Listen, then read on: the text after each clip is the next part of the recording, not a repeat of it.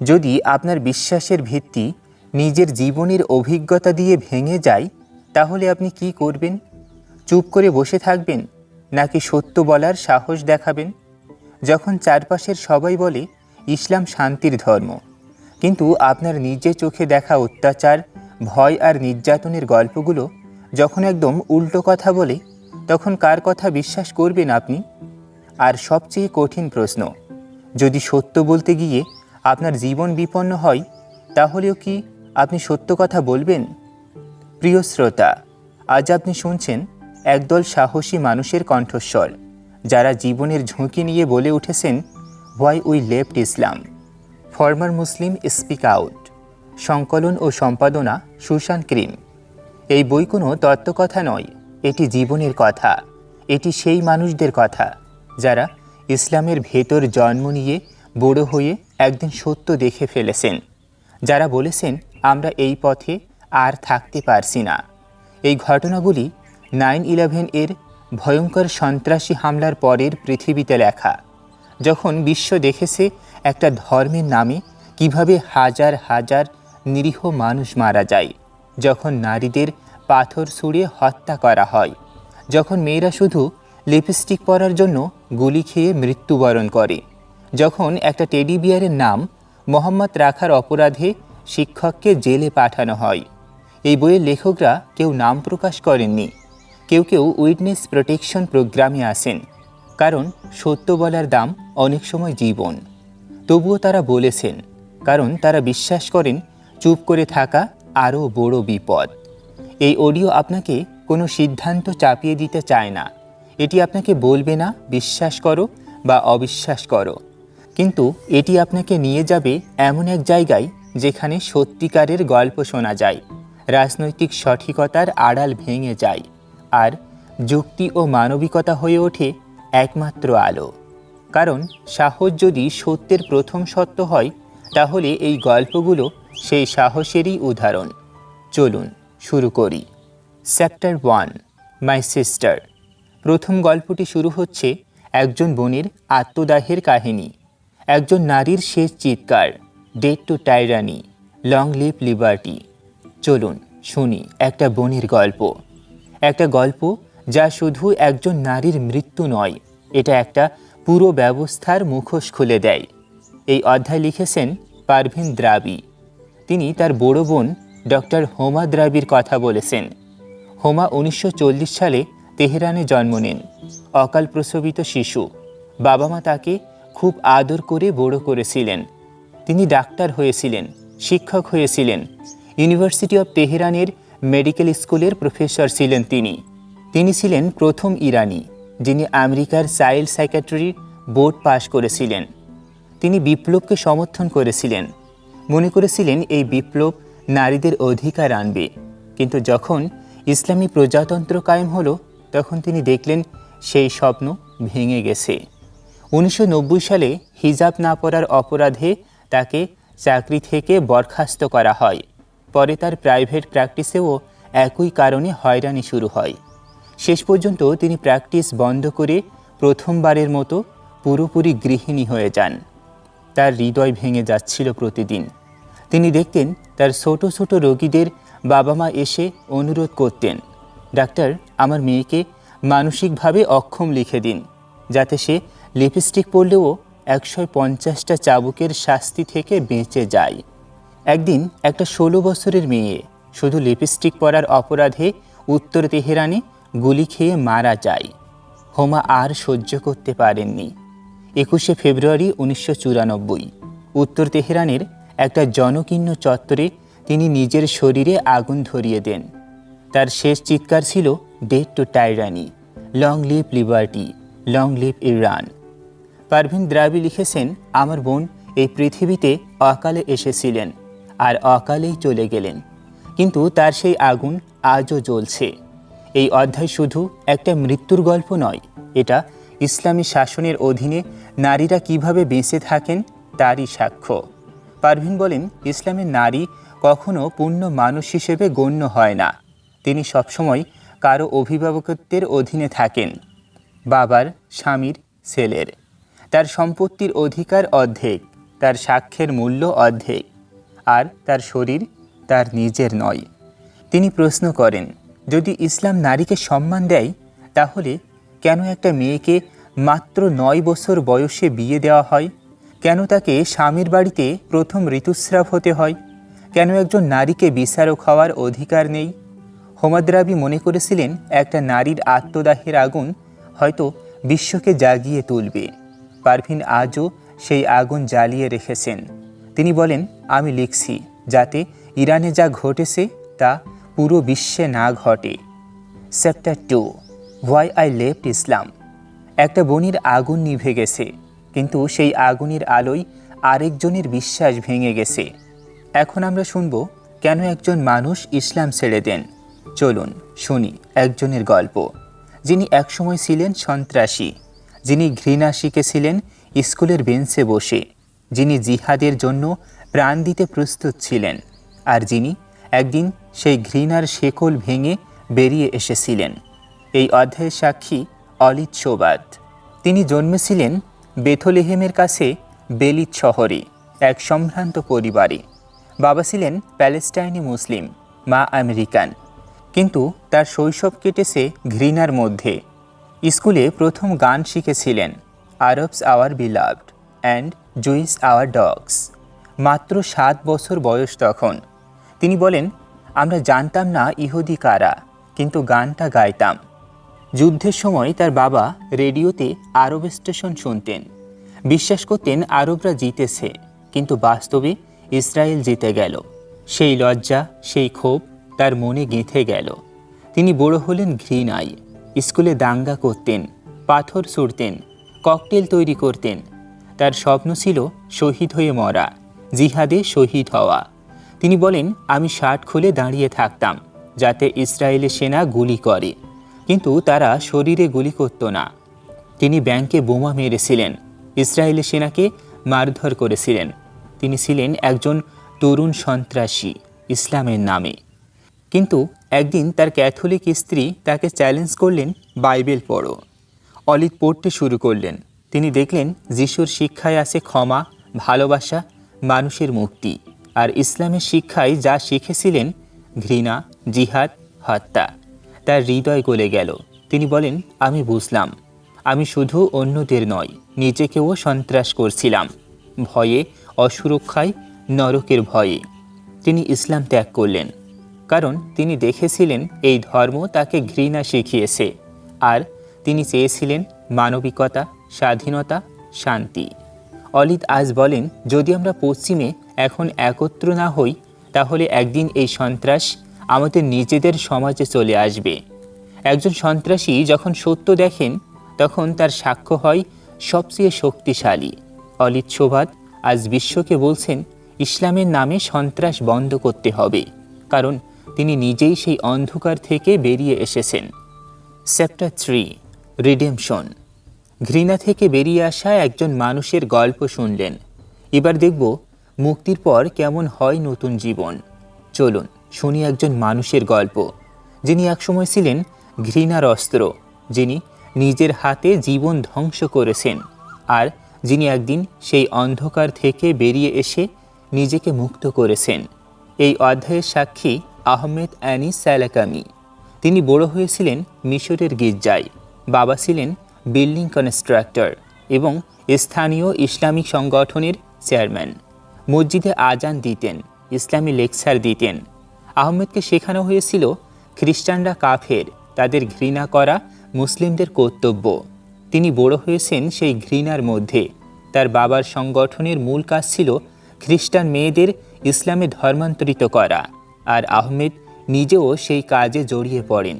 তারা টাকা দিয়ে, মিথ্যা ভালোবাসা দেখিয়ে মেয়েদের ফাঁদে ফেলতেন, ড্রাগ দিয়ে অজ্ঞান করতেন, ভিডিও করে ব্ল্যাকমেইল করতেন। তারপর রাস্তায় নিয়ে গিয়ে জোর করে ঘোষণা করাতেন, আমি মুসলিম হয়েছি। আহমেদ বলেন, আমি মনে করতাম এটা ইসলামের জয়। প্রত্যেকটা মেয়েকে ধর্মান্তরিত করালে আমার জান্নাতে 1 একর জমি লেখা হবে। তিনি নিজের হাতে অনেক মেয়ের জীবন ধ্বংস করেছেন, তাদের পরিবার ভেঙে দিয়েছেন, তাদের সম্মান ছিনিয়ে নিয়েছেন। একজন মেয়েকে তিনি বিয়ে করেছিলেন শুধুমাত্র শরীরের জন্য, পরে গর্ভপাত করিয়ে দিয়েছেন, মারধর করেছেন, দাসীর মতো কাজ করিয়েছেন। কিন্তু একদিন তার জীবন বদলে গেল, তিনি খ্রিস্টান হয়ে গেলেন। আর তারপর যাদের তিনি ধর্মান্তরিত করেছিলেন তাদের খুঁজে খুঁজে বের করতে শুরু করলেন। তিনি একজন মেয়েকে খুঁজে পেলেন যার নাম ছিল ফাতেমা। তাকে তিনি রাস্তায় তুলে এনে মুসলিম বানিয়েছিলেন। এই মেয়ে এখন ভিখারির মতো জীবনযাপন করছিল। আহমেদ তাকে নিয়ে গেলেন নিজের বাড়িতে, তারপর পরিবারের সাথে তাকে মিলিয়ে দিলেন। আর সেই মেয়ে আবার খ্রিস্টান হয়ে ফ্রান্সে চলে গেল, স্বামী কন্যা নিয়ে সুখে জীবন কাটাচ্ছে। আহমেদ বলেন, আমি যখন তাদের পরিবারের মিলন দেখলাম তখন বুঝলাম খ্রিস্টানদের হাসির কারণ কি। তাদের হাসিতে ছিল ক্ষমা, ভালোবাসা, সহনশীলতা। আর আমরা মুসলিমরা যাদের ঘৃণা করতাম তারাই আসলে মানুষকে ক্ষমা করতে জানত। আহমেদ এখন বিশ্বকে বলছেন, সন্ত্রাস কোনো জীবনযাপনের পথ নয়, এটি মৃত্যুর পথ। যতক্ষণ না আমরা রেডিক্যাল ইসলামকে থামাই কেউ নিরাপদ নয়। তিনি ইসলাম ছেড়েছেন কারণ তিনি বুঝেছেন এই ধর্ম তাকে হত্যা করতে শিখিয়েছিল। আর আজ তিনি মুক্তির পথ দেখাচ্ছেন। Chapter 4, the real face of Islam. একজন মানুষ যখন নিজের অতীতের অন্ধকার থেকে বেরিয়ে আসেন তখন তার কথা হয় সবচেয়ে শক্তিশালী। এবার আমরা শুনব সৌদি আরবে এক যুবক কিভাবে 9/11 এর পর ইসলামের আসল চেহারা দেখেছিলেন। চলুন শুনি একজন সৌদি যুবকের গল্প, যিনি 9/11 দিন নিজের চোখে দেখেছিলেন ইসলামের আসল মুখ। এই অধ্যায়ের সাক্ষী খালেদ অলেদ, সৌদি আরব থেকে।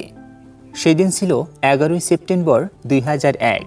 টেলিভিশনে দেখা যাচ্ছিল দুটো বিমান বিশ্ব বাণিজ্য কেন্দ্রে আছড়ে পড়েছে। হাজার হাজার নিরীহ মানুষ মারা যাচ্ছে। খালেদ বলেন, আমি দেখলাম আমাদের লোকের মুখে হাসি, তারা আনন্দ করছিল। তারা বলছিল, আল্লাহ আমাদের দোয়া কবুল করেছেন। অনেক কাফের সহজে মারা গেছে। মসজিদে ইমাম প্রার্থনা করছিলেন, হে আল্লাহ, তালেবানকে সাহায্য করো, আমেরিকান সেনাবাহিনীকে ধ্বংস করো। খালেদের মন ভেঙে গেল। তিনি বলেন, আমি শক্ত হয়ে গেলাম। এতগুলো নিরীহ মানুষের মৃত্যুতে এত আনন্দ, এটা কোনো মানবতা নয়, এটা নিষ্ঠুরতা। সেই মুহূর্তে তিনি বুঝলেন এটাই ইসলামের আসল চেহারা। যে ধর্ম আমাকে শিখিয়েছে কাফেরদের ঘৃণা করতে, যে ধর্ম বলে অবিশ্বাসীদের হত্যা করলে স্বর্গ পাওয়া যায়, সেই ধর্মের মুখোশ খুলে গেল। তিনি আর নামাজ পড়েননি, তিনি প্রার্থনা বন্ধ করে দিয়েছিলেন। খালেদের স্পষ্ট কথা, যখন আমি দেখলাম আমাদের লোকেরা আল্লাহকে ধন্যবাদ দিচ্ছে শুধুমাত্র হাজার হাজার নিরীহ মানুষদের মৃত্যুর জন্য, তখন আমি বুঝলাম এই ধর্ম আমাকে শুধুমাত্র ঘৃণা শিখিয়েছে, ভয় শিখিয়েছে, আর কোনো মানবিকতা নেই। তিনি ইসলাম ছেড়ে দিয়েছিলেন কারণ তিনি আর সেই ধর্মের অংশ হতে চাননি যেটা নিরীহ মানুষের মৃত্যুতে আনন্দ করে। 9/11 শুধু একটা ঘটনা নয়, সেদিন খালেদের মতো অনেকেই ইসলামের আসল চেহারা দেখে ফেলেছিলেন। তিনি বলেন, আমরা যদি এখনও চোখ বন্ধ করে থাকি তাহলে এই চেহারা একদিন আমাদের নিজের দরজায় এসে দাঁড়াবে। Chapter 5, from believe two enlightenment. একজন যুবক যখন নিজের ধর্মের মুখোশ দেখে ফেলেন তখন আর ফিরে যাওয়া হয় না। এবার আমরা শুনব বিশ্বাস থেকে আলোর দিকে যাওয়ার এক দীর্ঘ যাত্রা। চলুন শুনি একজনের সেই যাত্রার গল্প, যিনি একসময় ছিলেন পুরোপুরি বিশ্বাসী, যিনি 5 ওয়াক্ত নামাজ পড়তেন, কুরআন মুখস্থ করেছিলেন, জিহাদের স্বপ্ন দেখতেন, আর যিনি একদিন সেই বিশ্বাসের ভিত্তি নিজের হাতে ভেঙে ফেলেছিলেন। এই অধ্যায়ের সাক্ষী একজন সাধারণ মুসলিম যুবক, নাম প্রকাশ করেননি। তিনি বলেন, আমি বড় হয়েছি ইসলামের মধ্যে। আমার বাবা মা আমাকে শিখিয়েছিলেন এটাই একমাত্র সত্য ধর্ম, কুরআন অলৌকিক, মুহাম্মদ সর্বশ্রেষ্ঠ মানুষ, আর যারা এটা মানে না তারা কাফের। আমি সেই বিশ্বাস নিয়ে বড় হয়েছি। কিন্তু একদিন তার মনে প্রশ্ন জাগলো। তিনি কুরআন পড়তে গিয়ে দেখলেন কিছু আয়াতের সাথে বাস্তবতা মেলে না। তিনি হাদিস পড়তে গিয়ে দেখলেন কিছু কথা এত নিষ্ঠুর যে তার মন সায় দেয় না। তিনি প্রশ্ন করলেন, যদি আল্লাহ সর্বজান্তা ও দয়ালু হন তাহলে কেন নারীদের অধিকার অর্ধেক? কেন অবিশ্বাসীদের জন্য নরকের আগুন চিরকাল? প্রশ্নগুলো তাকে ঘুমাতে দিত না। তিনি গোপনে বই পড়তে শুরু করলেন, বিজ্ঞানের বই, ইতিহাসের বই, অন্য ধর্মের বই। প্রতিবার যখন তিনি কুরআনের সাথে বিজ্ঞানের তুলনা করতেন, তার বিশ্বাস আরও দুর্বল হয়ে যেত। একদিন তিনি নিজেকে প্রশ্ন করলেন, আমি কি সত্যি বিশ্বাস করি নাকি শুধু ভয়ে বিশ্বাস করি? সেই প্রশ্নের উত্তর খুঁজতে গিয়ে তিনি বুঝলেন তার বিশ্বাস ছিল না, ছিল শুধু ভয়। নরকের ভয়, সমাজের ভয়, পরিবারের ভয়। তিনি ধীরে ধীরে ইসলাম থেকে সরে আসতে শুরু করলেন। প্রথমে নামাজ কমালেন, তারপর রোজা ভাঙলেন। শেষে একদিন নিজেকে বললেন, আমি আর মুসলিম নই। তিনি বলেন, যখন আমি প্রথমবার স্বাধীনভাবে ভাবলাম, তখন মনে হলো আমার মনের ভেতর একটা ভারী পাথর নেমে গেছে। আমি প্রথমবার সত্যিকারের শান্তি পেলাম। বিশ্বাস থেকে আলোর দিকে যাওয়া সহজ নয়, কিন্তু যখন একজন মানুষ সত্যের জন্য নিজের বিশ্বাস ভাঙতে সাহস করে, তখন তিনি শুধুমাত্র নিজেকে নয়, অনেক মানুষকে মুক্তির পথ দেখান। এই যুবক আজ বলেন, যদি আপনি প্রশ্ন করতে শুরু করেন, তাহলে আলো আপনাকে নিজেই খুঁজে পাবে। Chapter 6, an untold love story. বিশ্বাস ভেঙে যাওয়ার পর যখন আলো আসে, তখন জীবন বদলে যায়। এবার আমরা শুনব একটা নিষিদ্ধ প্রেমের গল্প, যেখানে ইসলামের নিয়ম ভাঙার সাহসী ছিল মুক্তির শুরু। চলুন শুনি একটা প্রেমের গল্প, যেটা কখনো বলা হয় না। একটা প্রেম যেখানে দুজন তরুণ তরুণী শুধু একে অপরকে ভালোবেসেছিল, কিন্তু ইসলামের নিয়ম তাদের সেই ভালোবাসাকে কখনো ক্ষমা করেনি। এই অধ্যায়ের সাক্ষী আগমুর ছদ্মনাম, যিনি জন্মেছিলেন তুরস্কের এক গ্রামে। তুর্কি নারীরা শহরে বেশ স্বাধীনতা পান, কিন্তু গ্রামে নারীরা গরু বা দাসীর মতো জীবন কাটান। আগমুরের বোনের বয়স যখন 18, তখন তিনি এক যুবকের প্রেমে পড়েন। দুজনে একে অপরকে গভীরভাবে ভালোবাসতেন, কিন্তু সেই যুবকের বাবা মা তাকে অন্য এক মেয়ের সাথে বিয়ে দিতে চেয়েছিলেন। দুজনে গোপনে দেখা করতেন। একদিন তাদের সম্পর্ক এত দূর গড়ালো যে আগমুরের বোন গর্ভবতী হয়ে গেলেন। তারা ভেবেছিলেন গর্ভাবস্থার কথা বললে বাবা হয়তো বিয়ে দিয়ে দেবেন। তার বাবা যখন বিষয়টি জানলেন, তিনি রেগে গেলেন। তিনি মেয়েকে ধর্মগুরুদের কাছে নিয়ে গেলেন। তারা রায় দিলেন, এটা ব্যভিচার, শাস্তি পাথর ছুঁড়ে মৃত্যু। এমনকি গর্ভের সন্তানকেও ক্ষমা করা হলো না। আগমুর বলেন, সেদিন সন্ধ্যায় আমার বোন আমার ঘরে এসে আমাকে জড়িয়ে ধরে কাঁদলেন। বললেন, আমি তোকে খুব মিস করব। শিগগিরই আমি আমার সন্তানের সাথে দেখা করব। পরের দিন তাকে সাদা কাপড়ে জড়িয়ে গ্রামের চত্বরে নিয়ে যাওয়া হলো। তাকে মাটিতে পুঁতে ফেলা হলো কোমর পর্যন্ত। চারিপাশে লোকজন জড়ো হলো। তারা পাথর ছুটতে শুরু করলো। চিৎকার উঠল, আল্লাহু আকবার, আল্লাহু আকবার। আগমুর বলেন, তার কালো চোখ দুটো আকাশের দিকে তাকিয়েছিল। পাথরের আঘাতে রক্ত ঝরছিল। পাথরের আঘাত সইতে না পেরে এক পর্যায়ে তার মাথা ঝুলে পড়ল। তার মুখটা শান্ত হয়ে গেল। সব যন্ত্রণা শেষ। তার প্রেমিকও সেই যন্ত্রণা সহ্য করতে পারেননি। তিনি আত্মহত্যা করেছিলেন। আগমুরের নিজের জীবনও আজ বন্দী। তিনি জার্মান থেকে ইউকেতে এসেছেন। তার স্বামী 2 স্ত্রী রেখেছেন। তিনি বাড়ি থেকে বেরোতে পারেন না। 5টি মেয়ে আছে। তিনি ইসলাম ছেড়ে দিয়েছেন অনেক আগে, কিন্তু স্বামী তাকে এখনও নামাজ পড়তে ও রোজা রাখতে বাধ্য করেন। তিনি বলেন, ইসলাম নারীদের দাসত্বে রাখে, অশিক্ষিত রাখে, ভালোবাসাকে শাস্তি দেয়। আমি আমার মেয়েদের জন্য প্রার্থনা করি, তারা যেন একদিন স্বাধীন জীবন পায়, ইসলাম মুক্ত জীবন। একটা প্রেমের গল্প শুনলেন, যেখানে ভালোবাসার শাস্তি ছিল পাথর ছুঁড়ে মৃত্যুদণ্ড। আগমুর আজও সেই আঘাত বয়ে বেড়াচ্ছেন। তিনি বলেন, একটা ধর্ম যদি ভালোবাসাকে অপরাধ মনে করে, তাহলে সেই ধর্ম মানুষের জন্য নয়। Chapter 7, I am an x Muslim and proud of it. ভালোবাসার জন্য যে মৃত্যু হয়, সেই গল্প শুনলেন।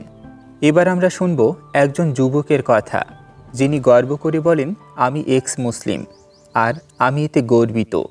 চলুন শুনি একজন তরুণের গল্প, যিনি এখনও 20 পার করেননি, যিনি আরব দেশের এক মুসলিম পরিবারে জন্মেছিলেন, যিনি একসময় ঘৃণা শিখেছিলেন, জিহাদের স্বপ্ন দেখতেন, আর যিনি আজ গর্ব করে বলেন আমি এক্স মুসলিম আর আমি এতে গর্বিত। এই সাক্ষ্যটি একজন যুবকের, যিনি নাম প্রকাশ করেননি, শুধুমাত্র বলেছেন আমি একটা মুসলিম দেশ থেকে এসেছি, এখানে এক্স মুসলিম পাওয়া খুব কঠিন। ছোটবেলা থেকেই তাকে শেখানো হয়েছিল ইহুদিদের ঘৃণা করো, শিক্ষকরা বলতেন জিহাদ করো, স্বর্গে ৭২ জন হুর পাবে। কিন্তু তিনি বলেন আমি কখনো সেই লোভে পড়িনি, কারণ আমি গে। তিনি বলেন আমি গোপনে গোপনে প্রশ্ন করতাম, আমার বিশ্বাসকে নিজেই যাচাই করতাম, কুরআন পড়তাম, হাদিস পড়তাম, কিন্তু যত পড়তাম তত বুঝতাম এই ধর্ম আমাকে শুধু ভয় আর ঘৃণা শিখিয়েছে। তিনি দেখেছিলেন একটা ধর্ম যেখানে প্রিম্যারিটাল সেক্স নিষিদ্ধ, অথচ পবিত্র গ্রন্থে সেক্সের বিস্তারিত বর্ণনা আছে, যেখানে নারীদের দাসী করা হয়, গান বাজনা নিষিদ্ধ করা হয়, ইহুদি খ্রিস্টানদের ১,০০০ ভাগের ১ ভাগ নাগরিক বলা হয়। ইমামরা চিৎকার করে পশ্চিমের বিরুদ্ধে ঘৃণা ছড়ান। তিনি একা একা চুপচাপ ইসলাম ছেড়ে দিয়েছিলেন। সেই সময় তার মনে হয়েছিল তিনি সম্পূর্ণ একা। বিষণ্ণতা, দুঃখ, যন্ত্রণা, নিঃসঙ্গতা সব কিছু তাকে ঘিরে ফেলেছিল। কিন্তু যখন তিনি সত্যিকারের স্বাধীনতা অনুভব করলেন, তখন তার মনে হয়েছিল আমি এখন মুক্ত, ভয়মুক্ত, আনন্দিত। তিনি বলেন আমি ওয়াফা সুলতানের মতো মানুষদের কাছে কৃতজ্ঞ, যারা আমাকে অন্ধবিশ্বাসের শৃঙ্খল ভেঙে সত্যের আলো দেখিয়েছেন। আমি এখন অ্যাগনোস্টিক, হয়তো একদিন অ্যাথিস্ট ও সেকুলার হিউম্যানিস্ট হয়ে যাব। আমার অতীতের সেই অন্ধকার অংশ আমি পেছনে ফেলে এসেছি, আর কখনো ফিরব না। তিনি গর্ব করে বলেছেন আমি এক্স মুসলিম আর আমি এতে গর্বিত। এই গর্বটা শুধু তার নয়, এটা হাজার হাজার মানুষের গর্ব, যারা ভয়ের বেড়াজাল ভেঙে বেরিয়ে এসেছেন। Chapter 8, a journey to enlightenment. এক তরুণ যুবক যখন নিজের বিশ্বাস ভেঙে ফেলে গর্ব করে বলেন আমি এক্স মুসলিম, তখন তার কথায় একটা নতুন আলো জ্বলে ওঠে। এখন আমরা শুনব আরেক যাত্রার গল্প, বিশ্বাস থেকে পূর্ণ আলোকিত হওয়ার এক যাত্রা। চলুন শুনি একজন মেডিকেল স্টুডেন্টের গল্প, যিনি একসময় ছিলেন পুরোপুরি বিশ্বাসী মুসলিম, যিনি প্রার্থনা করতেন, কুরআন পড়তেন, সব কিছু আল্লাহর ইচ্ছায় চলত, আর যিনি একদিন একটা সাধারণ কথায় নিজের বিশ্বাসের ভিত্তি ভেঙে পড়তে দেখেছিলেন। এই অধ্যায়ের সাক্ষী আসাদ। তিনি ছিলেন ফাইনাল ইয়ারের মেডিকেল স্টুডেন্ট। একদিন কলেজের রেস্ট রুমে নামাজ পড়ছিলেন। হঠাৎ তার প্রফেসর ঢুকলেন। তিনি বসে দেখছিলেন। নামাজ শেষ হলে প্রফেসর বললেন, বাবা, আমি তোমাকে একটা উপদেশ দিতে পারি? আসাদ বললেন, হ্যাঁ স্যার। প্রফেসর বললেন, তোমার সময় নষ্ট করে মেঝেতে চুমু খেও না। ইসলাম একটা স্ক্যাম, এটা একটা পাগলের ঘৃণার আইডিওলজি। কুরআন শুধু একটা বই ভর্তি বাজে কথা। আসাদ শক্ত হয়ে গেলেন। তিনি ভাবলেন এই প্রফেসর তো খুব ভালো মানুষ, সবাই তাকে পছন্দ করে, তিনি অতিরিক্ত সময় দিয়ে আমাদের পড়ান, তাহলে কিভাবে তিনি এমন কথা বলতে পারেন? সেদিন রাতে তিনি রুমমেটকে বললেন। রুমমেট বললেন, ও তো অ্যাথিস্ট, সবাই জানে। আসাদ ভাবলেন আমাকে এই মানুষটাকে নরক থেকে বাঁচাতে হবে। তিনি ভাবলেন যদি ইসলামকে আরও গভীরভাবে বুঝি তাহলে প্রফেসরকে সত্য দেখাতে পারবো। তিনি কুরআনের ইংরেজি অনুবাদ কিনলেন, ইউসুফ আলী এবং সহি বুখারীর অনুবাদ। সেটাই তার জীবনের টার্নিং পয়েন্ট। তিনি পড়তে শুরু করলেন। যত পড়লেন তত বুঝলেন এই বই আল্লাহর কথা হতে পারে না। দাসত্বের আয়াতটা তার সব কিছু ভেঙে দিল। তিনি বলেন আমি এখন মুক্ত, ভয়মুক্ত। একটা ধর্ম মানুষকে জীবনের কারণ দেয়, ইসলাম মানুষকে মৃত্যুর কারণ দেয়। কিন্তু দুর্ভাগ্যবশত তিনি এই কথা প্রফেসরকে বলার আগেই প্রফেসর হার্ট অ্যাটাকে মারা গেলেন। আসাদ বলেন, সেদিন আমার জন্য খুব দুঃখের দিন ছিল। আমি একমাত্র মুসলিম যিনি তার জানাজায় গিয়েছিলাম। বাকি সব মুসলিম স্টুডেন্ট বলেছিল তিনি নরকে যাবেন। তিনি প্রশ্ন করেন, কোন ঈশ্বর এমন একটা মহান মানুষকে নরকে পাঠাতে পারেন? আসাদ আজ বলেন, আমি মুক্ত, ভয়মুক্ত। একটা ধর্ম যদি মানুষকে শুধু মৃত্যুর কারণ দেয় তাহলে সেই ধর্ম মানুষের জন্য নয়। এই যাত্রা তাকে অন্ধবিশ্বাস থেকে আলোকিত জ্ঞানের দিকে নিয়ে গেছে। আর তিনি আজও সেই আলো ছড়িয়ে দিচ্ছেন। Chapter 9, Why I will not emulate Islam's prophet। বিশ্বাস থেকে আলোর দিকে যাওয়ার এক যাত্রা শুনলেন।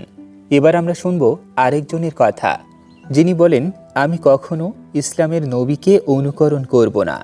চলুন শুনি একজনের স্পষ্ট সাহসী কথা, যিনি একদিন বুঝেছিলেন যাকে সারা বিশ্ব সর্বশ্রেষ্ঠ মানুষ বলে তাকে অনুকরণ করা তার পক্ষে অসম্ভব। এই অধ্যায়ের সাক্ষী একজন তরুণ। তিনি নাম প্রকাশ করেননি। তিনি বলেন, আমাকে ছোটবেলা থেকে শেখানো হয়েছিল মুহাম্মদ সাল্লাল্লাহু আলাইহি ওয়াসাল্লাম হলেন মানবজাতির সেরা আদর্শ। তার জীবন অনুসরণ করলে জান্নাত পাওয়া যায়। কিন্তু যখন আমি তার জীবন নিয়ে পড়লাম, তখন আমার মন বলল, না, আমি এই পথে যেতে পারবো না। তিনি বলেন, মুহাম্মদের জীবনে যুদ্ধ ছিল, বন্দী নারীদের সাথে সম্পর্ক ছিল, একাধিক স্ত্রী ছিলেন, আর কিছু কাজ এমন যা আজকের মানবিক মূল্যবোধের সাথে একেবারেই মেলে না। আমি যদি তাকে অনুকরণ করি তাহলে আমাকে সেই একই কাজ করতে হবে, কিন্তু আমি পারবো না। আমি মানুষকে ভালোবাসতে চাই, ঘৃণা করতে চাই না। তিনি আরও বলেন, ইসলাম বলে মুহাম্মদ হলেন উসওয়াতুন হাসনা, অর্থাৎ সর্বোত্তম আদর্শ। কিন্তু আমি যখন তার জীবনের বিস্তারিত ঘটনা পড়লাম, তখন বুঝলাম এই আদর্শ আমার কাছে গ্রহণযোগ্য নয়। আমি নারীদের সম্মান করতে চাই, শান্তিতে থাকতে চাই, মানুষকে ক্ষমা করতে চাই। মুহাম্মদের জীবনের কিছু অংশ আমাকে সেই পথ দেখায় না। তিনি স্পষ্ট করে বলেন, আমি মুসলিম ছিলাম, কিন্তু মুহাম্মদকে অনুকরণ করার চেয়ে আমি মানুষ হতে চাই। আমি একজন এক্স মুসলিম, আর আমি এতে গর্বিত। এই তরুণ আজ বলছেন, যদি কোনো ধর্ম বলে যে একজন মানুষকে অন্ধভাবে অনুকরণ করতে হবে, আর সেই মানুষের জীবন আজকের মানবিকতার সাথে মেলে না, তাহলে সেই ধর্ম আমার জন্য নয়। আমি মুক্ত, আমি নিজের বিবেককে অনুসরণ করি। Chapter 10, marriage story. একজন যুবক যখন বললেন, আমি মুহাম্মদকে অনুকরণ করব না, তখন সেটা শুধু একটা কথা নয়, সেটা একটা বিপ্লব। এবার আমরা শুনব আরেকজন নারীর গল্প, যার নাম মেরি। চলুন শুনি একজন আমেরিকান নারীর গল্প, যিনি খ্রিস্টান পরিবারে জন্ম নিয়ে একদিন ইসলাম গ্রহণ করেছিলেন, যিনি বিশ্বাস করেছিলেন এটাই একমাত্র সত্য পথ, আর যিনি পরে বুঝেছিলেন এই পথ তাকে নিয়ে গেছে নরকের দরজায়। এই সাক্ষ্যটি ম্যারির। তিনি যুক্তরাষ্ট্রে বড় হয়েছেন। ছোটবেলায় চার্চে যেতেন, কিন্তু বড় হয়ে ধর্ম থেকে দূরে সরে গিয়েছিলেন। 1991 সালে কলেজে পড়ার সময় তিনি কয়েকজন মুসলিম ছাত্রের সাথে কথা বলেন। তারা তাকে বলেন, ইসলাম শুধু ধর্ম নয়, এটা একটা পূর্ণ জীবন ব্যবস্থা। মুসলিম স্বামীরা তাদের স্ত্রীদের অনেক যত্ন করে, ভালোবাসে। ম্যারি মুগ্ধ হয়ে যান। তিনি ভাবেন এখানেই তার স্বপ্নের স্বামী আছে, যিনি তাকে সম্মান করবেন। 1991 সালের নভেম্বর মাসে তিনি ইসলাম গ্রহণ করেন, কিন্তু তারপর থেকে তার জীবন ধীরে ধীরে ভেঙে পড়তে থাকে। তিনি চাকরি হারান। ইমাম বলেন, একজন মহিলা একা থাকতে পারবে না, তাকে বাবা মায়ের বাড়িতে ফিরে যেতে হয়। পরিবার তাকে হিজাব পরতে বারণ করে, কিন্তু আরও জেদ করে হিজাব পরেন। সম্পর্কগুলো ভেঙে যায়। ফেব্রুয়ারি 1992 তাকে একটা ঘরে নিয়ে যাওয়া হয়। বলা হয়, এই লোকটি তোমার স্বামী। তার নাম মুহাম্মদ। ম্যারির কোনো পছন্দের অধিকার ছিল না। মে মাসে তার বিয়ে হয়। তারপর শুরু হয় নরকীয় যন্ত্রণা। তার স্বামী তাকে বলেন, বাইরে বেরোতে পারবে না, প্রচণ্ড গরমেও এয়ার কন্ডিশনার চালাতে পারবে না। তিনি মানসিক অশান্তি ও শারীরিক অসুস্থতায় ভুগতে থাকেন। একদিন খাবারের জন্য এক বন্ধুকে ফোন করেন। স্বামী জানতে পারেন। তিনি তাকে অনেক মারধর করেন, তার কান কেটে যায়। তারপর বলেন, তোমার জিনিসপত্র নিয়ে চলে যাও। মেরি পালিয়ে যান। কিছুদিন পরে স্বামী কাঁদতে কাঁদতে তার কাছে ক্ষমা চান, আর আবার তারা একসাথে থাকতে শুরু করেন। কিন্তু জীবন আর কখনো স্বাভাবিক হয়নি। স্বামী মরক্কো চলে যান। ম্যারি একা অ্যাপার্টমেন্ট নেন। 1 মাস পর যোগাযোগ না পেয়ে তিনি ডিভোর্সের আবেদন করেন। তার বিশ্বাস ভেঙে যায়, স্বাস্থ্য নষ্ট হয়, অর্থনৈতিক অবস্থা ধ্বংস হয়। অনেক কান্নার পর তিনি আবার চার্চে ফিরে যান। আজ তিনি বলেন, আমি শেষ পর্যন্ত বাড়ি ফিরে এসেছি। ম্যারির গল্প একটা সতর্ক বার্তা। তিনি বলেন, ইসলামে যোগ দেওয়া খুব সহজ, কিন্তু তার থেকে বেরিয়ে আসা খুব কঠিন, বিশেষ করে নারীদের জন্য। যদি ইসলাম পশ্চিমে শক্তিশালী হয়, তাহলে আরও অনেক মেয়ের জীবন নরকে পরিণত হবে। একটা নারীর স্বপ্ন যখন ধর্মের নামে ভেঙে যায়, তখন সেই ভাঙা স্বপ্নই হয় সবচেয়ে বড় সত্য। Chapter 11, the lie, a true story of Saudi women. একজন নারীর বিশ্বাস যখন ভেঙে যায়, তখন তার কথা হয় সবচেয়ে কঠিন সত্য। এবার আমরা শুনব সৌদি নারীর জীবনের মিথ্যা ও বাস্তবতার গল্প।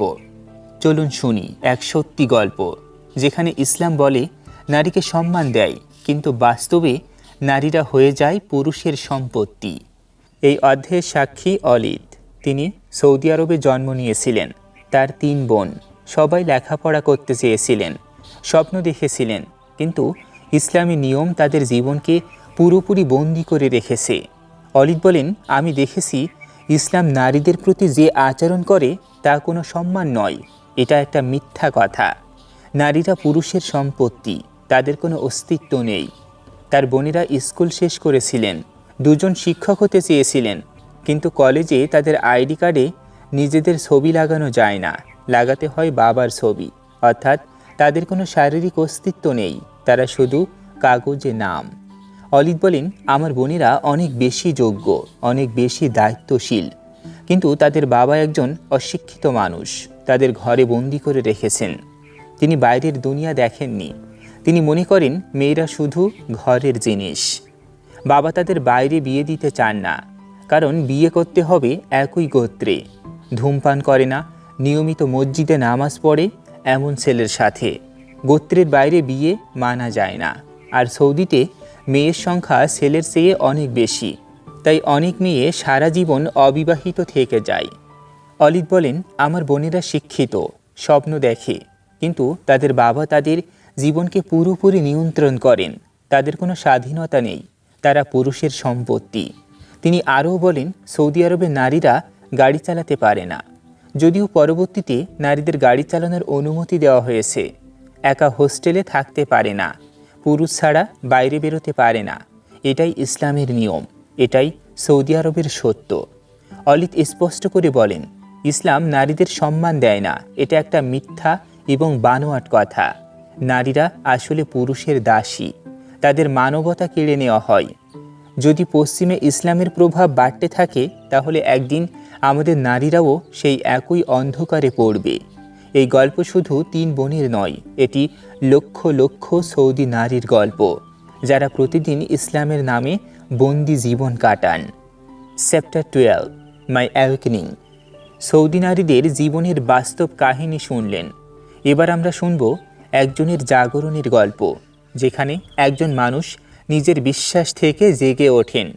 চলুন শুনি একজন আমেরিকান নারীর গল্প, যিনি খ্রিস্টান পরিবারে বড় হয়েছিলেন, যিনি একদিন ইসলামকে পূর্ণাঙ্গ জীবন ব্যবস্থা ভেবে গ্রহণ করেছিলেন, আর যিনি পরে নিজের জীবনের নরক থেকে বেরিয়ে এসে বুঝেছিলেন এটা একটা মিথ্যা স্বপ্ন। এই সাক্ষ্যটি অ্যান্ড্রার। তিনি বলেন, আমি ছোটবেলা থেকে বিদ্রোহী ছিলাম, চার্চে যেতে ঘৃণা করতাম। আমি অন্য ধর্ম, অন্য সংস্কৃতি, অন্য মানুষদের গল্প শুনতে ভালোবাসতাম। যখন ইসলামের বই পড়তে শুরু করলাম, আমি মুগ্ধ হয়ে গেলাম। বইগুলোতে লেখা ছিল ইসলাম শান্তি, সমতা, এক ঈশ্বরের ধর্ম। একজন মানুষকে হত্যা করা সমস্ত মানবতাকে হত্যা করার সমান। এই কথাটা আমার খুব ভালো লেগেছিল। তিনি গভীরভাবে পড়াশোনা করতে থাকেন। ওয়েবসাইটগুলো খুব সুন্দর করে তৈরি করা, যেন কোনো আত্মিক অনুসন্ধানকারীকে ঠিক সেই জিনিস দেখানো হয় যা সে খুঁজছে। অ্যান্ড্রেও সেই পথে পা বাড়ান। তিনি ভাবেন এখানেই তার স্বপ্নের জীবন আছে। তিনি এক মুসলিম যুবকের প্রেমে পড়েন, বিয়ে হয়, তিনি ইসলাম গ্রহণ করেন, কিন্তু তারপর থেকে তার জীবন ধীরে ধীরে একটা দুঃস্বপ্ন হয়ে ওঠে। তার স্বামী তাকে নিয়ন্ত্রণ করতে শুরু করেন, তার স্বাধীনতা কেড়ে নেওয়া হয়। তিনি বুঝতে পারেন ইসলামের নারী শুধু একটা সম্পত্তি। তার সব স্বপ্ন ভেঙে যায়। তিনি বলেন, ভালোবাসা অন্ধ করে দিয়েছিল। আমি ভেবেছিলাম ইসলাম আমাকে সম্মান দেবে, কিন্তু এটা আমাকে শুধু বন্দি করে রেখেছিল। অনেক যন্ত্রণা, অনেক অপমানের পর তিনি বেরিয়ে আসেন।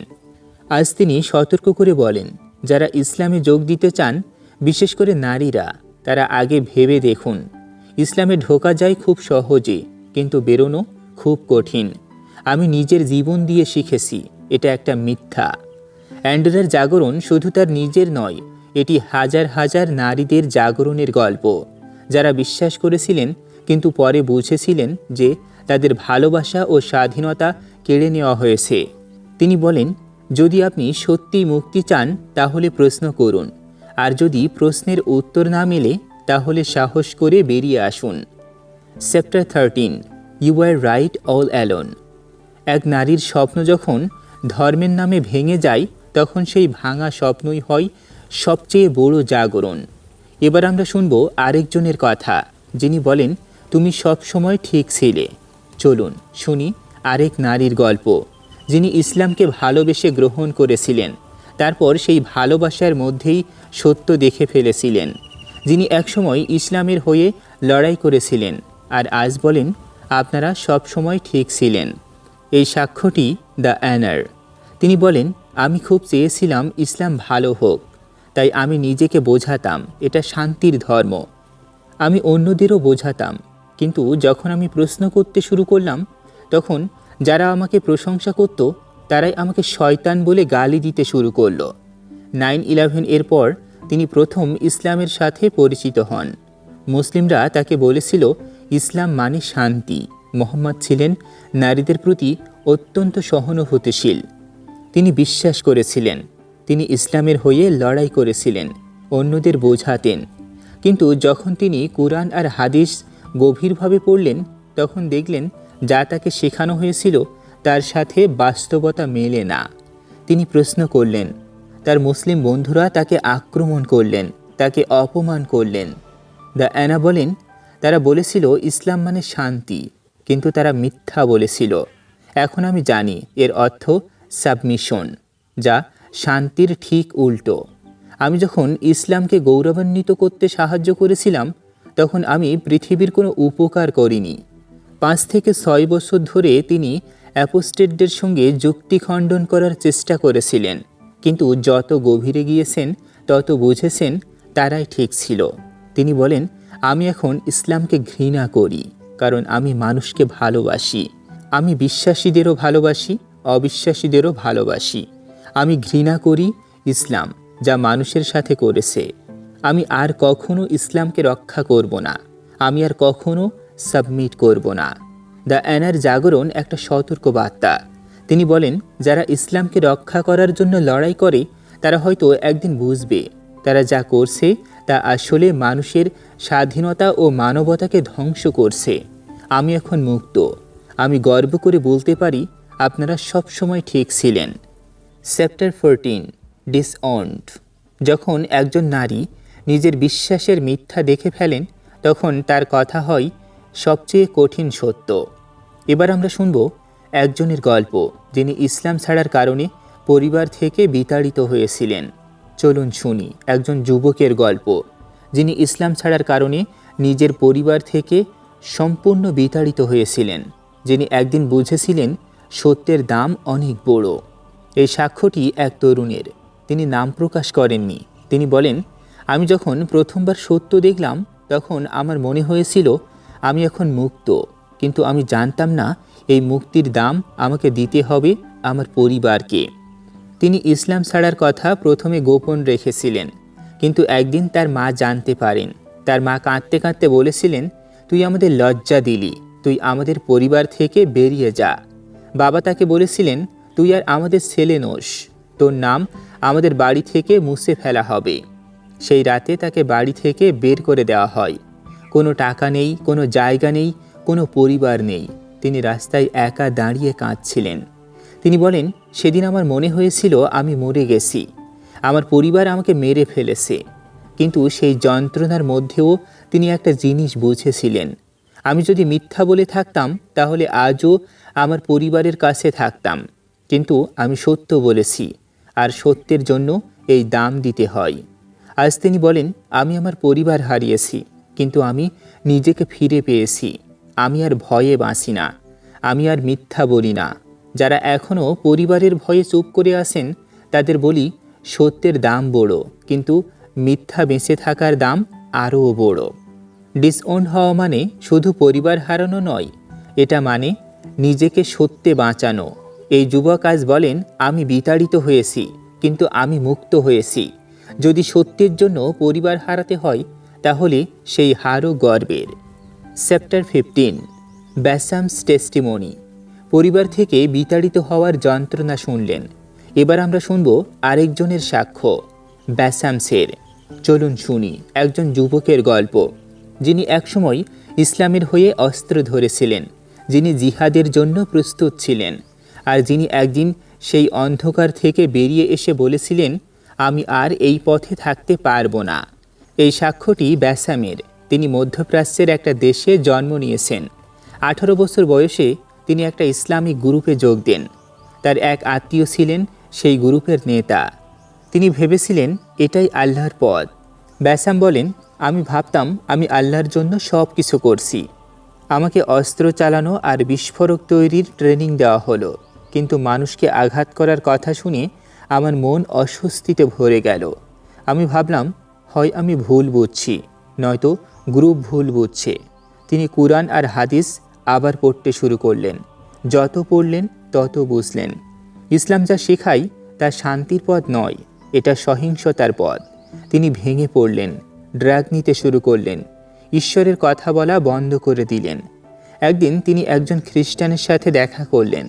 সেই খ্রিস্টান সবাইকে ভালোবাসতেন, এমনকি যাদের গ্রুপ হত্যা করতে চাইতো তাদেরও। ব্যাসাম অবাক হয়ে গেলেন। তিনি প্রথমবার বাইবেল পড়লেন। তিনি দেখলেন বাইবেলে মানুষের পাপের কথা খোলাখুলি লেখা আছে, কিন্তু যিশু নির্দোষ। তিনি বলেন, আমি বুঝলাম, আমি বিশ্বাস করতাম, সব ভুল ছিল। তারপর তার বাবা তাকে সিকিউরিটি ফোর্সের কাছে ধরিয়ে দিলেন। তাকে গ্রেপ্তার করা হলো, তাকে জেলে নিয়ে যাওয়া হলো। সেখানে তাকে ইসলামে ফিরিয়ে আনার জন্য নির্যাতন করা হলো। ইলেকট্রিক শক, মারধর, হাত পা বেঁধে ঝুলিয়ে রাখা, সব হয়েছে তার সাথে। প্রায় 1 বছর তাকে সলিটারি কনফাইনমেন্টে রাখা হয়েছে। ব্যাসাম বলেন, আমি অনেক যন্ত্রণা সহ্য করেছি, কিন্তু আমি যে সত্য দেখেছি তাকে অস্বীকার করতে পারিনি। আমি জেল থেকে বেরিয়ে এসেছি, আমার দেশ ছেড়ে চলে এসেছি। আজও আমার নামে ওয়ারেন্ট আছে, কারণ আমি ইসলাম ত্যাগ করেছি। ব্যাসাম আজ বিশ্বকে সতর্ক করে বলেন, দেখুন ইসলাম আমার সাথে কি করেছে, এটা আপনার সাথেও করতে পারে। আমি আর ফিরে যাব না, আমি মুক্ত। যারা এখনও ভয়ে চুপ করে আছেন তাদের বলি, সত্যের দাম অনেক বড়, কিন্তু মিথ্যা বেঁচে থাকার দাম আরও বড়। এই সাক্ষ্য শুধু একজনের নয়, এটি হাজার হাজার ব্যাসামের গল্প। Chapter 16, a letter to western intelligence. পরিবারের হাতে ধরিয়ে দেওয়া, জেল, নির্যাতন সব সহ্য করে ব্যাসাম সত্যের পথ বেছে নিয়েছেন। এবার আমরা শুনব একটা খোলা চিঠি পশ্চিমা গোয়েন্দা সংস্থার প্রতি। চলুন শুনি একটা খোলা চিঠি। একটা চিঠি যা পশ্চিমা গোয়েন্দা সংস্থাগুলোর উদ্দেশ্যে লেখা। যিনি লিখেছেন তিনি একসময় ইসলামের ভেতর থেকে দেখেছেন তার আসল রূপ। তার নাম আবুল কায়েস। আবুল বলেন, আমি এই চিঠি লিখছি কারণ এখন সময় হয়েছে আমরা সবাই বুঝি আমরা যে সমস্যার মুখোমুখি তার মাত্রা কতটা বিশাল। আমার কোনো রাজনৈতিক বা ধর্মীয় এজেন্ডা নেই, কিন্তু আমি খুব চিন্তিত মুক্ত বিশ্বের ভবিষ্যৎ নিয়ে। তিনি ছোটবেলায় দেখেছিলেন তার হিন্দু বন্ধু ও তার পুরো পরিবারকে হত্যা করা হয়েছে। তিনি নিজে 1971 সালের যুদ্ধে পাকিস্তানি সেনা ও ধর্মান্ধদের হাত থেকে কোনো মতে প্রাণে বেঁচেছিলেন। সেই স্মৃতি তাকে কখনো ছাড়েনি। কিন্তু সবচেয়ে বেদনাদায়ক ছিল তার অনেক বিশ্ববিদ্যালয়ের বন্ধু যারা একসময় ধর্ম অন্ধতার বিরুদ্ধে লড়াই করেছিল, তারাই পরে মধ্যপ্রাচ্যে গিয়ে চরমপন্থী হয়ে গেছে। তারা এখন বলে পুরো বিশ্বকে ইসলামে ধর্মান্তরিত করতে হবে, তবেই শান্তি আসবে। আবুল স্পষ্ট করে বলেন, ইসলামিস্টদের উদ্দেশ্যে ইসলাম নিজেই সন্ত্রাস, ইরাক নয়, আফগানিস্তান নয়। সন্ত্রাস শুধু একটা হাতিয়ার, কুরআনি মোটিভেটর, আর ইসলামী চূড়ান্ত লক্ষ্য। সভ্য বিশ্ব এখন যুদ্ধে আছে, ইসলামের সাথে যুদ্ধ। তিনি পশ্চিমা গোয়েন্দা সংস্থাগুলোকে সতর্ক করে বলেন, ইসলামের গ্রন্থগুলো পড়ুন, কুরআন ও হাদিস পড়ুন। তাহলে আর অবাক হবেন না যে পৃথিবীতে কেন এত সহিংসতা। ইসলাম নিজে তার সত্য অস্বীকার করে না, তাহলে আমরা কেন অস্বীকার করব? আবুল কাশেমের চিঠি একটা জোরালো আহ্বান। তিনি বলেন, যদি আমরা এখনও চোখ বন্ধ করে থাকি তাহলে একদিন এই ইসলামী চরমপন্থা আমাদের নিজের দরজায় এসে দাঁড়াবে। সত্য দেখতে সাহস লাগে, আর এখন সেই সাহসের সময়। এই চিঠি শুধু গোয়েন্দা সংস্থার জন্য নয়, এটি আমাদের সবার জন্য। Chapter 17, we need to stick together. একটা খোলা চিঠি যা পশ্চিমা বিশ্বকে সতর্ক করে। এবার আমরা শুনব একটা আহ্বান, আমাদের একসাথে থাকতে হবে। চলুন শুনি সেই আহ্বান। একটা আহ্বান যা শুধু একজনের নয়, এটা সব এক্স মুসলিমদের কণ্ঠস্বর, যারা একা লড়াই করতে করতে বুঝেছেন একা লড়াই করলে জিততে পারবো না। এই অধ্যায় একজন এক্স মুসলিম লিখেছেন। তিনি বলেন, আমরা যারা ইসলাম ছেড়েছি তারা এখন একা, পরিবার থেকে বিতাড়িত, সমাজ থেকে বিচ্ছিন্ন, কখনো কখনো মৃত্যুর হুমকির মুখে। আমাদের কেউ নেই যে আমাদের পাশে দাঁড়াবে, কিন্তু আমরা যদি একসাথে না থাকি তাহলে আমরা একে একে শেষ হয়ে যাব।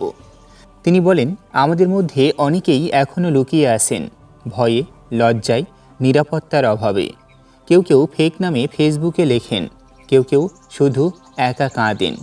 কিন্তু আমরা যদি এখনও চুপ করে থাকি তাহলে আমাদের ভাই বোনেরা যারা এখনও প্রশ্ন করছে তারা একা পড়ে যাবে। তার আহ্বান স্পষ্ট, আমাদের একসাথে থাকতে হবে, আমাদের গল্প শেয়ার করতে হবে, আমাদের একে অপরকে সমর্থন করতে হবে। কারণ যখন একজন এক্স মুসলিম কথা বলে তখন সে শুধু নিজের জন্য নয়, সে লক্ষ লক্ষ মানুষের হয়ে কথা বলে যারা এখনও ভয়ে চুপ করে আছে। তিনি শেষে বলেন, আমরা যদি একসাথে দাঁড়াই তাহলে আমাদের কণ্ঠস্বর আরও জোরালো হবে। আমরা যদি একসাথে থাকি তাহলে আমরা আর একা নই, আমাদের একসাথে থাকতে হবে। এটাই এখনকার সময়ের সবচেয়ে বড় দায়িত্ব। এই আহ্বান শুধু এক্স মুসলিমদের জন্য নয়, এটি আমাদের সবার জন্য। যারা সত্য দেখেছেন তাদের একসাথে দাঁড়াতে হবে, কারণ একা লড়াই করলে জিততে পারবো না, কিন্তু একসাথে লড়াই করলে আমরা জিতবই। Chapter 18, I missed a prayer and didn't turn to a stone. একসাথে থাকার এই আহ্বান শুনলেন। এবার আমরা শুনব একটা ছোট কিন্তু খুব শক্তিশালী গল্প, যেখানে একজন প্রথমবার নামাজ না পড়ে দেখালেন যে পাথর হয়ে যাননি। চলুন শুনি একজন যুবকের গল্প, যিনি ছোটবেলা থেকে শিখেছিলেন নামাজ না পড়লে পাথর হয়ে যাবেন, আল্লাহর গজব নেমে আসবে। যিনি সারা জীবন সেই ভয়ে বেঁচেছিলেন, আর যিনি একদিন সেই ভয়ের পরীক্ষা নিয়ে দেখেছিলেন কিছুই হয়নি। এই সাক্ষ্যটি এক তরুণীর। তিনি বলেন, আমি ছোটবেলা থেকে শুনে এসেছি নামাজ না পড়লে আল্লাহর গজব নেমে আসবে। বাবা মা, ইমাম সাহেব সবাই বলতেন এক ওয়াক্ত নামাজ ছেড়ে দিলে পাথর হয়ে যাবি। আমি সেই ভয়ে বড় হয়েছি। 5 ওয়াক্ত নামাজ ঠিকমতো না পড়লে মনে হতো আকাশ ভেঙে পড়বে। একদিন তিনি খুব ক্লান্ত ছিলেন, রাতে নামাজ পড়তে ভুলে গেলেন।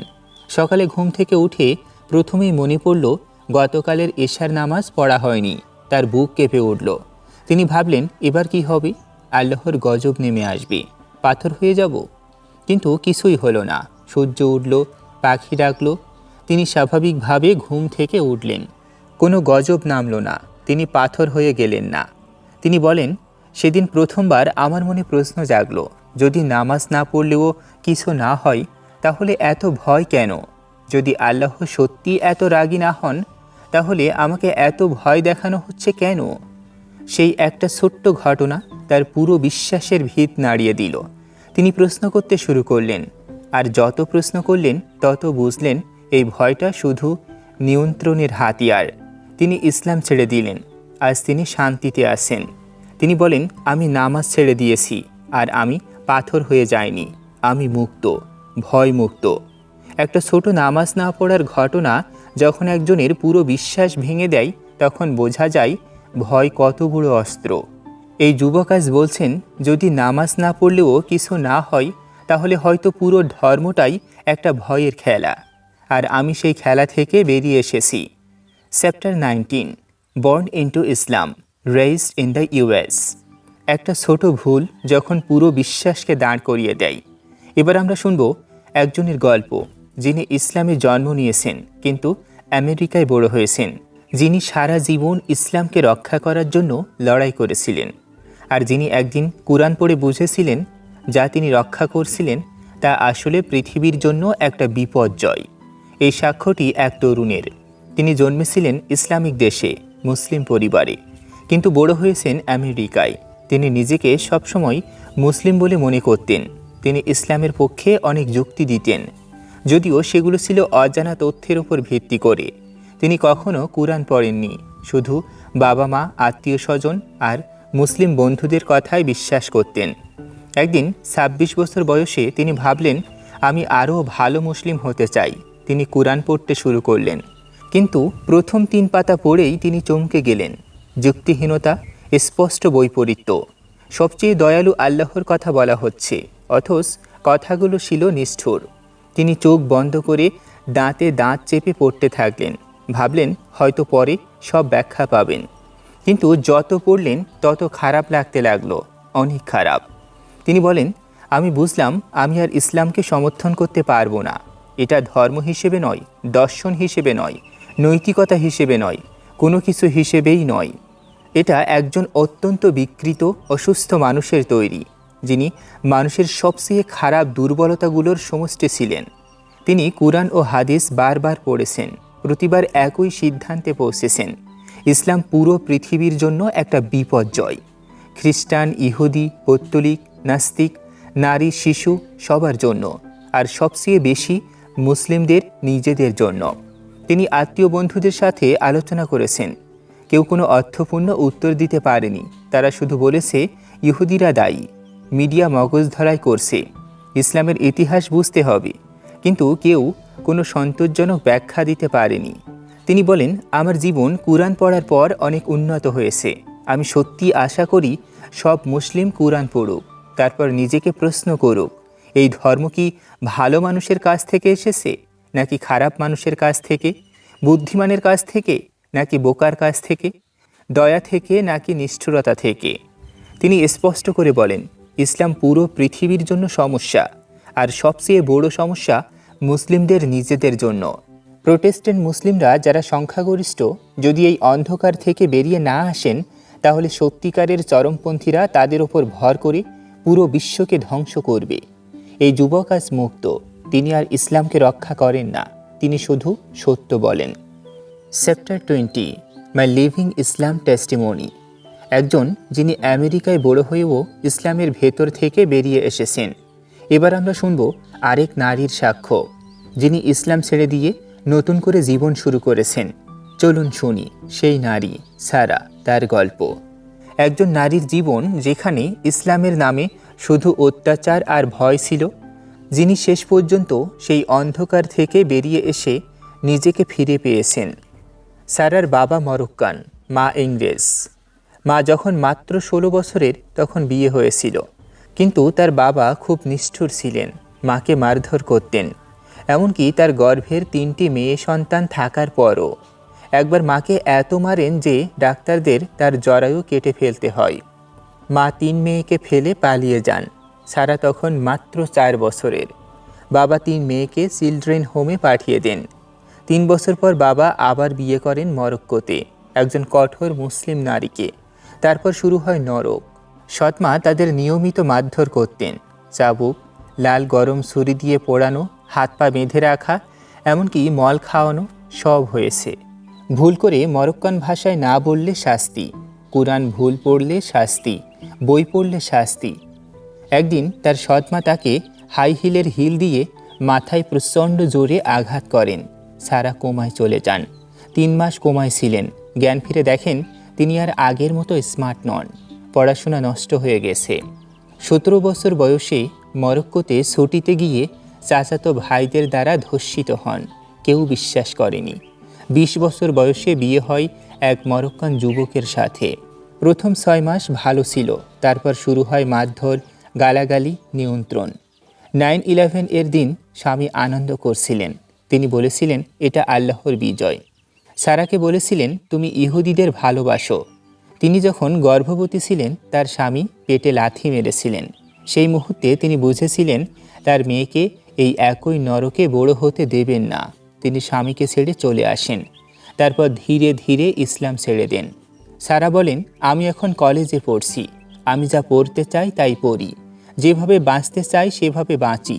আমি আমার সন্তানদের ইসলামের ক্ষতিকর প্রভাব থেকে দূরে রাখছি। আমি আশা করি এবছর আরও বেশি মুসলিম ইসলাম ছেড়ে দেবে, যতক্ষণ না আর কেউ বাকি থাকে। সারা জীবন একটা সতর্ক বার্তা। তিনি বলেন, ইসলাম নারীদের সম্মান দেয় না, এটা তাদের দাসত্বে রাখে। তিনি সেই দাসত্ব থেকে বেরিয়ে এসেছেন। আজ তিনি মুক্ত। চ্যাপ্টার 21। জুতাস টেস্টিমনি। এক নারীর জীবন যখন ইসলামের নামে নরকে পরিণত হয়, তখন তার সাক্ষ্য হয় সবচেয়ে কঠিন সত্য।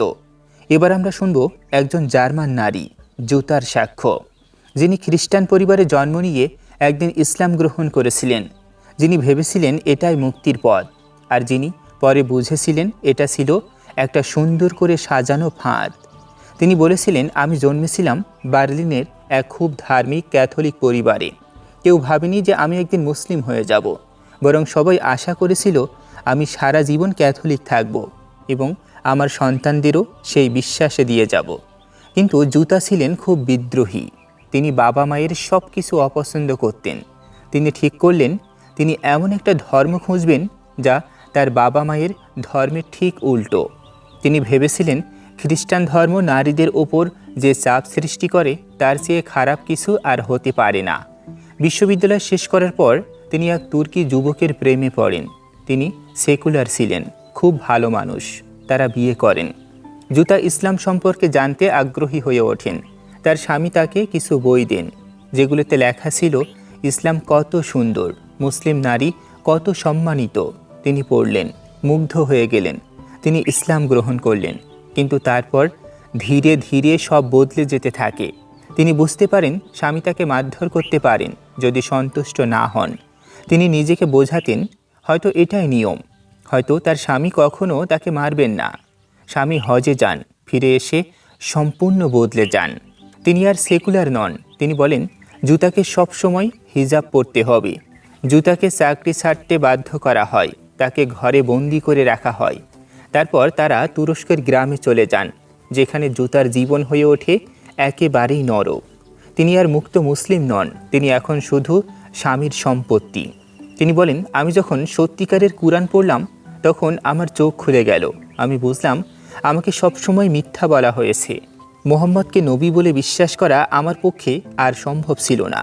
জুতা আজ বলেন, আমি একসময় ভেবেছিলাম ইসলাম আমাকে মুক্তি দেবে, কিন্তু এটা আমাকে শুধু বন্দি করেছে। আমি এখন মুক্ত। আমি আর কখনো ইসলামের পক্ষে কথা বলবো না। যারা এখনও ইসলাম গ্রহণ করতে চান, বিশেষ করে নারীরা, তাদের বলি, আগে সত্যিকারের ইসলামকে জানুন, তারপর সিদ্ধান্ত নিন। এক নারীর স্বপ্ন যখন ধর্মের নামে ভেঙে যায়, তখন সেই ভাঙা স্বপ্নই হয়ে ওঠে সবচেয়ে বড় সত্য। চ্যাপ্টার 22। আবুলস টেস্টিমনি। এক নারীর জীবন যখন ইসলামের নামে নরকে পরিণত হয়, তখন তার সাক্ষ্য হয়ে ওঠে সবচেয়ে কঠিন সত্য। এখন আমরা শুনব আবুলের সাক্ষ্য। চলুন শুনি একজন যুবকের গল্প, যিনি একসময় ইসলামকে পুরোপুরি মেনে চলতেন, যিনি কুরআন মুখস্থ করেছিলেন, নামাজ পড়তেন, সব কিছু আল্লাহর ইচ্ছায় চলত বলে বিশ্বাস করতেন, আর যিনি একদিন সেই বিশ্বাসের ভিত্তি নিজের চোখে দেখে ফেলেছিলেন। এই সাক্ষ্যটি আবুলের। তিনি বলেন, আমি বড় হয়েছি একটা মুসলিম পরিবারে। ছোটবেলা থেকে আমাকে শেখানো হয়েছিল ইসলামই একমাত্র সত্য ধর্ম। কুরআন আল্লাহর অপরিবর্তনীয় বাণী। মুহাম্মদ সাল্লাল্লাহু আলাইহি ওয়াসাল্লাম সর্বশ্রেষ্ঠ মানুষ। আমি সেই বিশ্বাস নিয়ে বড় হয়েছি। আমি নামাজ পড়তাম, রোজা রাখতাম, কুরআন তিলাওয়াত করতাম। আমি ভাবতাম এটাই আমার জীবনের পথ। কিন্তু একদিন তিনি কুরআন আর হাদিসকে নতুন করে পড়তে শুরু করলেন। যত পড়লেন তত প্রশ্ন জাগতে লাগলো। যুদ্ধের আয়াত, নারীদের অধিকার, অবিশ্বাসীদের প্রতি নিষ্ঠুর ব্যবহার, দাসত্বের অনুমোদন, সব কিছু তার মনকে নাড়িয়ে দিল। তিনি প্রশ্ন করতে শুরু করলেন। পরিবার, বন্ধু, ইমাম সবাই তাকে বললেন, এগুলো বোঝার জন্য তোমার যথেষ্ট জ্ঞান হয়নি। কিন্তু আবুল আর থামতে পারলেন না। তিনি বলেন, আমি বুঝলাম যে ধর্ম আমাকে শিখিয়েছিল সত্যের পথে চলতে, সেই ধর্মই আমাকে সত্য থেকে সরিয়ে রেখেছিল। আমি আর এই বিশ্বাসের সাথে নিজেকে মেলাতে পারছিলাম না। একদিন তিনি নিজেকে বললেন, আমি আর মুসলিম নই। সেই মুহূর্তে তার মনে একটা অদ্ভুত শান্তি নেমে এলো। ভয় চলে গেল, ভার চলে গেল। তিনি বলেন, আমি এখন মুক্ত। আমি আর ভয়ে বাঁচি না, আমি আর মিথ্যা বলি না, আমি যা দেখেছি, যা বুঝেছি, তা আমি আর লুকিয়ে রাখব না। আবুল আজ বলেন, যারা এখনও প্রশ্ন করার সাহস করেননি তাদের বলি, সাহস করে পড়ুন, সাহস করে প্রশ্ন করুন। যে সত্য আপনাকে ভয় দেখায়, তাহলে সেই সত্য আপনার জন্য নয়। আমি ইসলাম ছেড়ে দিয়েছি, আর আমি এতে গর্বিত। এই সাক্ষ্য শুধু একজনের নয়, এটি হাজার হাজার আবুলের গল্প, যারা বিশ্বাসের অন্ধকার থেকে বেরিয়ে এসে নিজেকে খুঁজে পেয়েছেন। Chapter 23, living witness versus political correctness. একজন যুবক যখন নিজের বিশ্বাস ভেঙে ফেলে সত্যের পথ বেছে নেন, তখন তার কথা হয় সবচেয়ে শক্তিশালী। এবার আমরা শুনব বইটির শেষ অধ্যায়, যেখানে জীবিত সাক্ষীদের কণ্ঠস্বর রাজনৈতিক সঠিকতার বিরুদ্ধে দাঁড়ায়। চলুন শুনি বইটির একেবারে শেষ অধ্যায়। এটি শুধু একটা অধ্যায় নয়, এটি সব এক্স মুসলিমদের হয়ে একটা শেষ কথা। এই অধ্যায়ে সংকলকরা সরাসরি বলেন, আমরা যারা ইসলাম ছেড়ে দিয়েছি তারা শুধু গল্প বলছি না, আমরা জীবিত সাক্ষী। আমরা যা দেখেছি, যা ভোগ করেছি, যা বুঝেছি, তা কোনো বইয়ের পাতায় লেখা তত্ত্ব নয়, এটা আমাদের জীবনের রক্ত মাংসের অভিজ্ঞতা। তারা বলেন, পশ্চিমা সমাজে আজ একটা বিশাল মিথ্যা চলছে। সেই মিথ্যার নাম পলিটিক্যাল কারেক্টনেস। এটা বলে ইসলামের সমালোচনা করা মানে মুসলিমদের ঘৃণা করা। এটা বলে যারা ইসলাম ছেড়েছে তারা ইসলামোফোব। এটা বলে আমাদের গল্পগুলোকে চুপ করিয়ে দিতে হবে, কারণ সেগুলো বিভেদ সৃষ্টি করে। কিন্তু এই এক্স মুসলিমরা স্পষ্ট করে বলেন, আমরা মুসলিমদের ঘৃণা করি না, আমরা মানুষকে ভালোবাসি, কিন্তু আমরা ইসলামের আইডিয়াগুলোকে সমালোচনা করি, কারণ আইডিয়া আর মানুষ এক নয়। আইডিয়াকে প্রশ্ন করা যায়, আর মানুষের অধিকার আছে। তারা আরও বলেন, যারা বলেন ইসলাম শান্তির ধর্ম, তারা হয়তো কখনো ইসলামকে ভেতর থেকে দেখেননি। আমরা দেখেছি। আমরা যারা বেরিয়ে এসেছি, আমরা জানি এই ধর্ম শুধু ধর্ম নয়, এটা একটা পূর্ণ রাজনৈতিক ও আইনি ব্যবস্থা, যা স্বাধীনতা, সমতা ও মানবতার বিরুদ্ধে। আমরা জীবিত সাক্ষী। আমাদের গল্পগুলোকে চুপ করিয়ে দিলে পৃথিবীর সত্য থেকে দূরে সরে যাবে। রাজনৈতিক সঠিকতা আমাদের মুখ বন্ধ করতে পারবে না, কারণ সত্য চুপ করে থাকে না। আর আমরা যারা ইসলাম ছেড়ে দিয়েছি, আমরা চুপ করে থাকব না। এই অধ্যায় শেষ হয় একটা আহ্বান দিয়ে, যারা সত্য দেখাতে চান তারা এই গল্পগুলো শুনুন। যারা ভয়ে চুপ করে আসেন তারা জানুন আপনারা একা নন। আর যারা এখনও বিশ্বাস করেন তারা অন্তত একবার প্রশ্ন করুন। ডিয়ার লিসেনার্স, আপনি শুনছিলেন why we left Islam, former Muslim speak out. সংকলন ও সম্পাদনা সুসান ক্রিম, শুধুমাত্র কথনিকাতে। এই দীর্ঘ যাত্রায় আমরা বুঝতে চেষ্টা করেছি কিভাবে শান্তির মুখোশে অশান্তি, ঘৃণা, হিংসা, বিদ্বেষ এবং সন্ত্রাস মানুষকে গ্রাস করে। আমরা দেখেছি একজন বোন আগুনে ঝাঁপ দিয়ে বলে গেছেন, মৃত্যু হোক অত্যাচারের। একজন সন্ত্রাসী যুবক যিনি ঘৃণা ছেড়ে মানবতা বেছে নিয়েছেন। একজন নারী যিনি স্বপ্ন দেখেছিলেন, কিন্তু ইসলাম তাকে বন্দী করে রেখেছিল। আর অসংখ্য এক্স মুসলিম যারা পরিবার হারিয়েও সত্য বেছে নিয়েছেন। এই বই আমাদের একটি গুরুত্বপূর্ণ সত্য মনে করিয়ে দেয়। যখন কেউ বলে ইসলাম শান্তির ধর্ম, তখন এই জীবিত সাক্ষীরা বলেন, আমরা যা দেখেছি তা শান্তি নয়, এটা দাসত্ব, ভয় আর নিয়ন্ত্রণ। এই অনুসন্ধান আমাদের সামনে কয়েকটি গভীর প্রশ্ন রেখে যায়। আমরা কি সত্যি সত্য জানতে চাই, নাকি শুধু আরামদায়ক মিথ্যায় বিশ্বাস রাখতে চাই?